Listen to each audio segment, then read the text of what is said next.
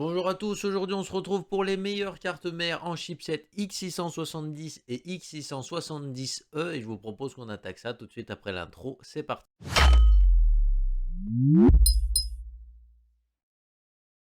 Bon alors du coup je lance un nouveau concept, voici un petit jeu, devinez le nom de cette carte graphique, voilà je vous la mets là devant vous, comme ça vous verrez peut-être un petit peu mieux.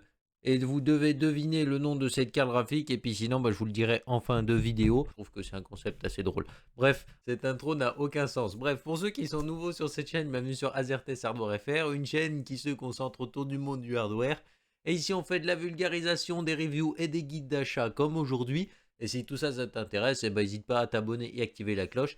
Ça te permettra de pouvoir monter ton PC au meilleur prix tout en sachant ce que tu achètes. Aujourd'hui, comme je vous ai dit, on va se retrouver pour les meilleurs X670, des cartes mères qui sont quand même plutôt chères, hein, on va pas se mentir, mais vous allez découvrir ça tout au long de cette vidéo. Et puis du coup, je vous propose que la vidéo s'organise de cette façon. D'abord, on va étudier un petit peu le cas de ces X670, dans quelle situation ça pourrait être éventuellement rentable. Et puis on ira directement voir lesquels sont les meilleurs en les triant par format et par prix croissant au sein de leur format. Donc en gros, on va faire les cartes ATX et ITX parce qu'il n'y a pas eu de micro ATX encore. Donc je vous propose qu'on commence directement. Alors pour qui sont destinés justement ces X670 et X670E? Alors pour mieux comprendre pour qui elles sont conçues, il faut savoir un petit peu les spécifications techniques qu'elles cachent. En gros, on avait les B650 qui étaient globalement des B550 pour les nouveaux Ryzen quoi. Alors ne confondez pas les deux parce que vous risquez d'avoir des gros problèmes au niveau du montage de votre PC. Mais au niveau des spécifications techniques, tout ce qui change en général, c'est au niveau des PCI Express. Ça change au niveau de la génération, au niveau de la répartition des lignes. Et globalement, le B650 tout court, ça équivaut globalement au B550 qu'on avait avant. Au niveau de la répartition des PCI Express, c'est pareil. Encore une fois, ne confondez pas parce que vous ne pourrez pas monter votre processeur dessus et vous risquez d'avoir des gros problèmes. Après, on retrouve le B650E qui, lui, a la possibilité d'avoir des lignes en 5.0 et du coup, vous profitez d'un truc un peu plus future-proof, même si en soi, voilà, la différence de prix entre le B650 et le B650E est assez colossale. Donc pour moi, c'est pas énormément justifiable, sauf si vous êtes aussi un fan d'overclocking et que là vous voulez une grosse carte qui est capable d'encaisser. Et là du coup, on passe sur les X670 qui sont basiquement des X570 de l'année dernière, encore une fois. Là, on profite de toutes les lignes en 4.0 de base, avec une seule ligne, je crois, en 5.0. Et puis quand vous passez au X670E, en gros, vous avez vraiment beaucoup plus de lignes 5.0. Et du coup, vous avez techniquement plus de débit. Alors du coup, comme vous comprenez, tout se joue au niveau des PCI Express.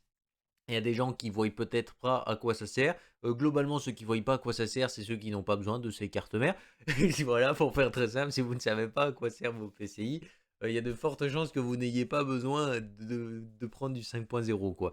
Mais voilà, pour faire très simple, les PCI, c'est tout ce qui va gérer les cartes graphiques, les NVMe, tout ce qui va gérer également les cartes d'acquisition ou les cartes son, ça peut être des cartes réseau en plus. Donc, globalement, tout ce que ça intéresse, c'est les professionnels, parce que les professionnels, s'ils traitent énormément de données, par exemple avec des NVMe, et plus ils auront du débit de ouf, et plus ils gagneront du temps, et plus ça va être rentable pour eux d'investir dans ce PC. Et forcément, ça va se toucher quelque part. Forcément, ça va se répercuter sur d'autres trucs, comme par exemple le prix d'achat.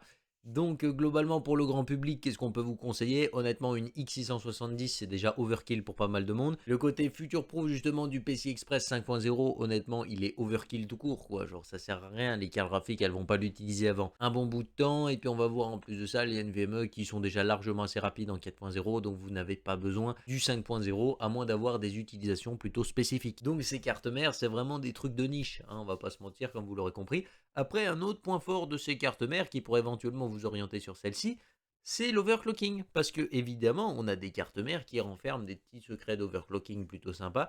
Mais encore une fois, il faudra débourser plutôt une belle somme d'argent pour avoir ce genre de choses. Je voudrais revenir sur un point qui est quand même très mal utilisé selon moi par les gens. Parce que globalement, vous n'avez pas l'air de vous rendre compte. Mais là, c'est pour des Ryzen 7000. Le côté que tout le monde met en avant pour les Ryzen 7000, c'est oui, c'est future proof. Comme ça, tu n'auras pas besoin de changer de carte mère. Tu auras juste à remettre tes nouveaux kits de RAM si tu en rachètes un, ou mettre ton nouveau Ryzen. Juste, les cartes mères actuellement, leur limite sur AMD, c'est 6600 MHz sur la RAM. Alors oui, c'est le kit le plus cher actuellement, mais dans 4 ans, ce sera le kit le moins cher, ce sera même pas ton 3200 MHz en DDR4. Et globalement, si jamais tu as envie de monter encore plus ta fréquence de RAM, mais tu vas changer ta carte mère. Elle supportera même pas les prochains kits de RAM. Moi, je trouve que ce raisonnement est intéressant et pas intéressant à la fois, puisque vous aurez des processeurs de ouf que vous pourrez mettre sur ces vieilles plateformes. Et à côté, vous aurez toujours de la RAM qui est super lente. Et si vous voulez sur des RAM qui seront beaucoup plus performantes et certainement beaucoup moins chères, parce que la DDR5 commence à quand même baisser de manière assez agressive en prix, globalement, vous allez vous faire avoir parce que vous serez obligé de changer votre carte mère qui vous a déjà coûté un bras. Donc pour moi, c'est vraiment un côté qui est future proof, c'est que si vraiment t'as pas prévu de changer de plateforme, quoi, parce que la DDR5, elle va vite évoluer et plus vite que ce qu'on croit. C'est pas parce que là, il y a que des kits à 6600 ou même 7000 MHz, je crois les meilleurs, que globalement, il faut se dire que ça va plus évoluer. Là, on est qu'au début de la DDR5. À mon avis, à la fin de la DDR5, vous aurez des kits à 11 000, 12 000. Voilà, ça va vous calmer, quoi. Donc c'est pour ça que je vous dis, franchement, le côté future proof de ces cartes, il est pas terrible non plus. Donc, je vous propose qu'on attaque directement avec les meilleures cartes, de la moins chère au plus cher, et puis je vous recommanderai un petit peu un certain type de processeur. Si jamais tous les liens de tous les produits sont dans la description, c'est des liens affiliés, ça permet de soutenir la chaîne. Alors, on va attaquer directement avec la première carte. Alors ça, imaginons, vous voulez du X670, vous voulez pas vous ruiner, mais vous savez absolument que vous avez besoin du X670. Et ben, vous avez la carte mère la moins chère, qui est ici, c'est la Prime X670P, qui est plutôt une assez bonne carte mère. Globalement, c'est le minimum du minimum, quoi, parce que vous allez voir qu'après on a des monstres qui sont beaucoup plus colossales, mais en gros c'est pas foufou au niveau des VRM, ça passe, mais c'est pas incroyable. Enfin, on a déjà des bons étages d'alimentation techniquement. Après, bon, par rapport à ce qu'on va voir après dans le classement, on a quand même des trucs beaucoup mieux. Là, la carte son est pas folle, la carte réseau se débrouille, mais c'est pas l'air non plus d'être un monstre. Donc voilà, franchement, c'est pas mal, mais voilà, c'est le minimum encore une fois.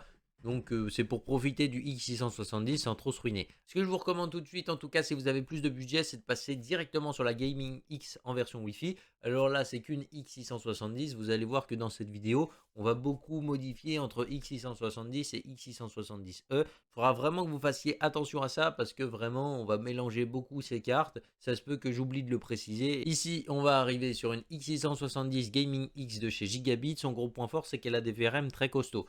Déjà, les VRM sont plutôt pas mal. On a une fréquence de RAM maximum jusqu'à 6400 MHz. Donc, pour l'instant, ça vous permet de mettre des kits assez intéressants. Après, dans le futur, encore une fois, ce ne sera pas forcément incroyable. Mais avec ce Black Friday, ça vous fait vraiment une carte qui est plutôt intéressante ici. Et selon moi, c'est une très bonne option. Surtout qu'elle est bien meilleure que celle qui arrive juste après. Il y a des points sur lesquels on peut éventuellement jouer. Donc la prochaine, évidemment, c'est la teuf de chez Asus. Du coup, avec la X670E cette fois-ci. Donc beaucoup plus de ports PCI en 5.0. Là, on a des VRM qui sont moins costauds que sur la Gaming X. Donc ça, c'est vraiment à prendre en compte si jamais vous voulez overclocker ou mettre des super gros processeurs. En soi, ça devrait largement tenir un Ryzen 9, mais voilà, si jamais vous comptez l'overclocker tout ça, ça peut éventuellement ne pas être la meilleure carte mère pour le faire. Mais sinon, en tout cas, ça reste une assez bonne carte. Même si je trouve que sur cette génération de AMD, la gamme TUF a vraiment perdu de sa super. Avant, c'était une gamme vraiment intéressante. Et là, ça fait vraiment entre le B650 et le X670, elle s'est fait tacler, c'est vraiment dommage. C'est vraiment dommage. Après, sinon, là, on retrouve une carte son qui est quand même de meilleure qualité que sur l'autre carte, mais les VRM sont bien moins bons. Et sinon, au niveau de la RAM, on tourne à la même fréquence. Moi, je trouve que globalement, elle est moins intéressante. Après, ceux qui veulent absolument du X670, en tout cas, c'est vraiment la moins chère que vous pouvez trouver. Et pour moi, ça peut éventuellement faire une carte intéressante ici. C'est pour ça que je vous l'ai mis d'ailleurs dans ce classement. On retrouve juste après la X670 Aorus Elite. Alors là, c'est vraiment dans un cas spécifique. Parce que par exemple, on a exactement la même carte mère qu'une Gaming X qu'on a vu juste avant à environ 35 € de moins. Donc là, vous vous dites, mais pourquoi tu mets ça? Déjà, ça peut être un style particulier que d'autres gens préfèrent à la Gaming X. Et en plus de ça, vous avez la possibilité cette fois-ci de gérer des fréquences de RAM jusqu'à 6600 MHz. Donc un petit peu plus haut, un peu plus future-proof, mais on n'est pas à 200 MHz près, hein, vous pouvez me croire. Donc celui qui veut absolument un truc qui peut pousser plus haut au niveau de la RAM, vous avez ça. Et puis sinon, globalement, partez sur la Gaming. Le gros de cette Aorus Elite vient de la Gaming X et franchement, voilà, il n'y a pas une énorme différence entre les deux. Prenez la moins chère des deux si vous pouvez, sauf si vous avez vraiment besoin des 6600 MHz en plus. Sauf si vous avez vraiment besoin justement de ces 200 MHz en plus sur la RAM. On poursuit justement avec une autre carte mère qui est plutôt intéressante. Donc là, c'est une alternative à la Gaming X et la Aorus Elite parce que elle est plutôt pas mal. On retrouve à peu près les mêmes étages d'alimentation. Alors ça ne veut pas dire que c'est exactement la même conception. Au niveau de la puissance totale de ces étages d'alimentation, on arrive à peu près au même seuil. Ce qui est plutôt intéressant ici, en tout cas sur cette carte mère, c'est qu'on va avoir des choses plutôt intéressantes, notamment au niveau de la RAM. On reste sur 6600 MHz, ce qui fait plutôt plaisir. La carte son, ça va pas être forcément son point fort, mais voilà, globalement, on est dans des cartes où on se doute un petit peu que les cartes son sont pas censées être folles.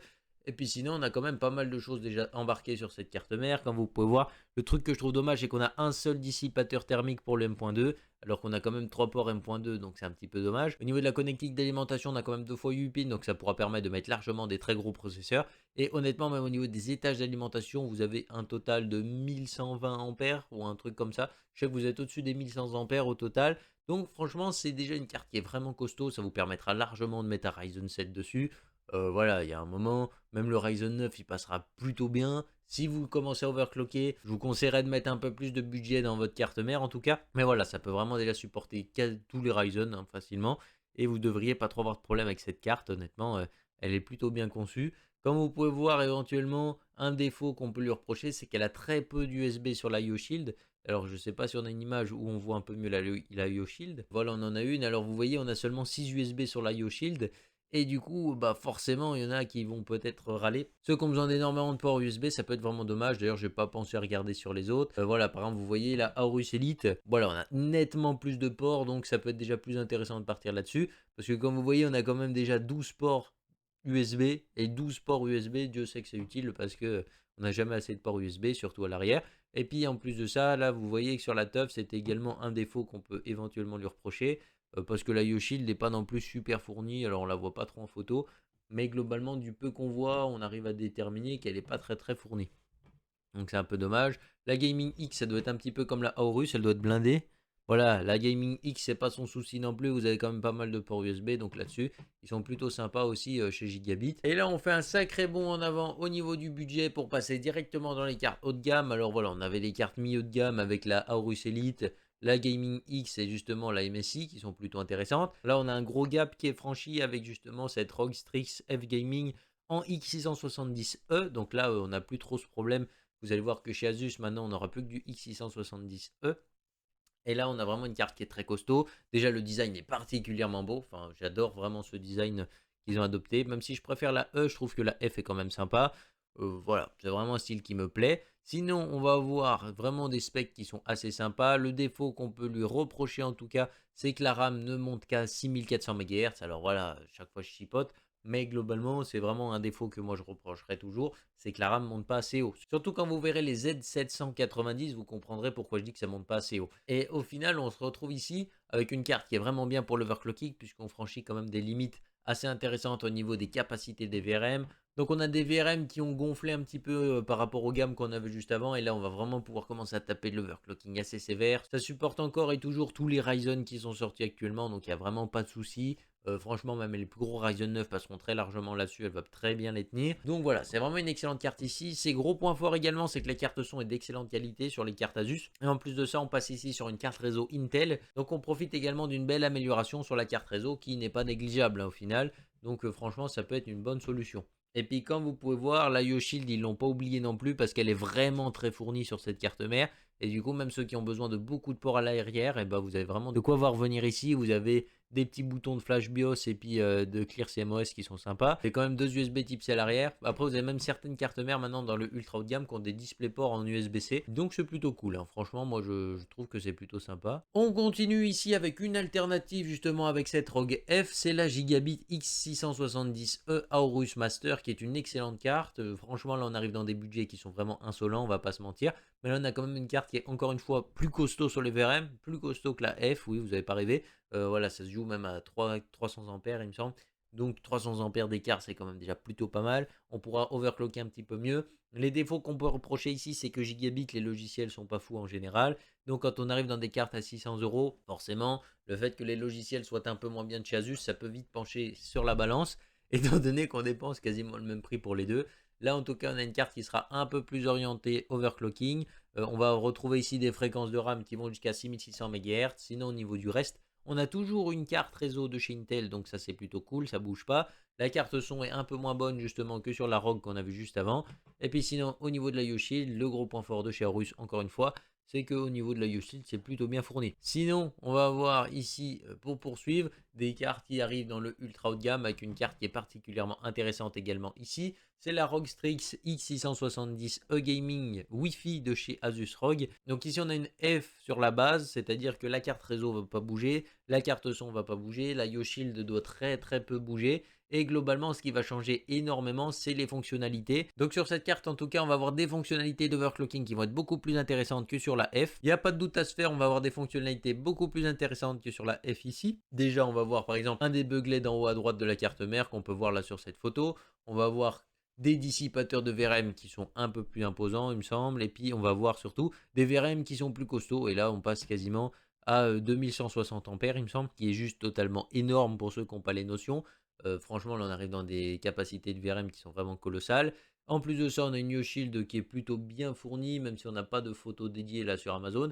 Mais comme vous pouvez voir, on a quand même pas mal de ports USB, des USB-C. On arrive à déterminer un petit peu des prises jack et puis le SPDIF.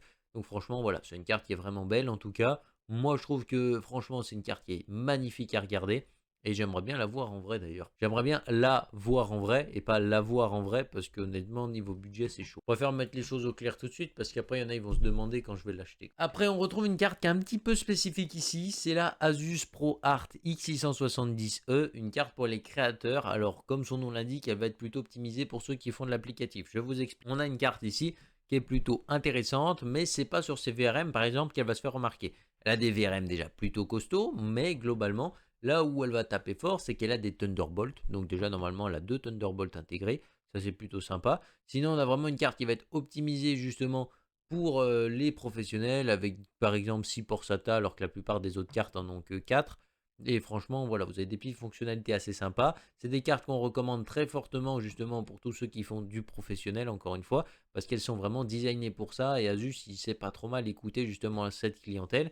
Comme vous pouvez voir déjà par derrière, vous avez des USB qui dépotent. Vous avez en plus de ça du RJ45 qui va jusqu'à 10 gigabits par seconde avec 2 cartes réseau intégrées. Franchement, c'est une carte, enfin, c'est vraiment une très belle carte mère ici pour de l'applicatif, encore une fois. Et vous devriez pas trop être dérangé. Franchement, voilà, c'est une excellente carte. Couplée avec un petit Ryzen 9 qui vient de sortir, le 7950X ou le 7900. Je pense que vous pouvez rapidement faire des massacres et ça vous fait une belle station de travail en tout cas. C'est vraiment une bonne base ici. Donc on n'est pas sur des cartes qui sont destinées à l'overclocking avec les créateurs justement, mais ça reste plutôt intéressant en tout cas comme solution. On poursuit ici avec la ASRock Taichi qui est vraiment le coup de cœur de cette année sur le ultra haut de gamme en tout cas. La gamme Taichi de chez ASRock continue à s'imposer avec énormément de force. Là on retrouve des VRM qui sont les plus puissants que vous pouvez trouver. 2560 ampères de capacité totale.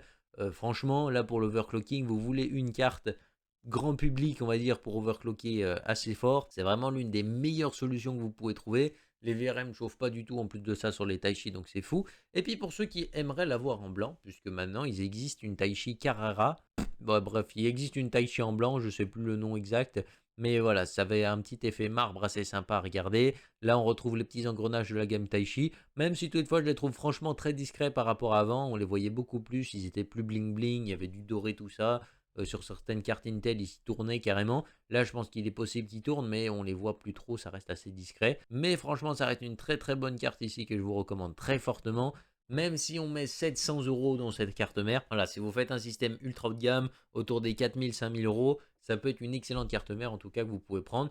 Au niveau de la limite des fréquences de RAM, j'en parle plus, mais globalement, le max du max que vous pouvez avoir avec ces X670, c'est 6600 MHz. Donc, ça sert à rien de vouloir plus haut visiblement parce que vous trouverez pas plus haut. Et puis sinon on retrouve une alternative assez sympa de chez Asus ROG. Alors la petite précision, on va avoir pas mal de trucs à dire, c'est que c'est basiquement une ROG E, hein, on va pas se mentir, les étages d'alimentation c'est exactement la même conception que la ROG E. Et là le gros avantage que je vois éventuellement ici, c'est qu'au niveau de la connectique à l'arrière ça change plutôt pas mal. Le deuxième truc qu'on va voir également, c'est qu'on a, comme vous pouvez voir à côté du 24 pins d'alimentation de la carte mère, on a 6 pins en plus pour alimenter les PCI Express.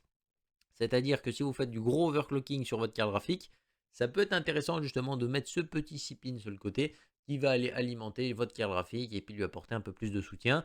Ça va lui apporter certainement un peu plus de stabilité au niveau de la puissance, tout ça. Et du coup, votre overclocking risque d'être un petit peu plus stable. Son deuxième point fort que je vois, c'est que ici, par exemple, vous avez deux USB 3.1 à l'intérieur de la carte mère. Donc, si vous avez des boîtiers avec des façades assez grosses, vous pouvez mettre 2 façades carrément, donc en général avec un seul câble, vous pouvez mettre 2 USB 3.1, donc si vous avez un boîtier avec 4 USB 3.1 en façade, cette carte mère vous permettra de tous les utiliser sans aucun problème. En plus de ça, par rapport à la ROG E, on n'avait que 2 SATA, là on passe à 6 SATA, donc c'est pas mal.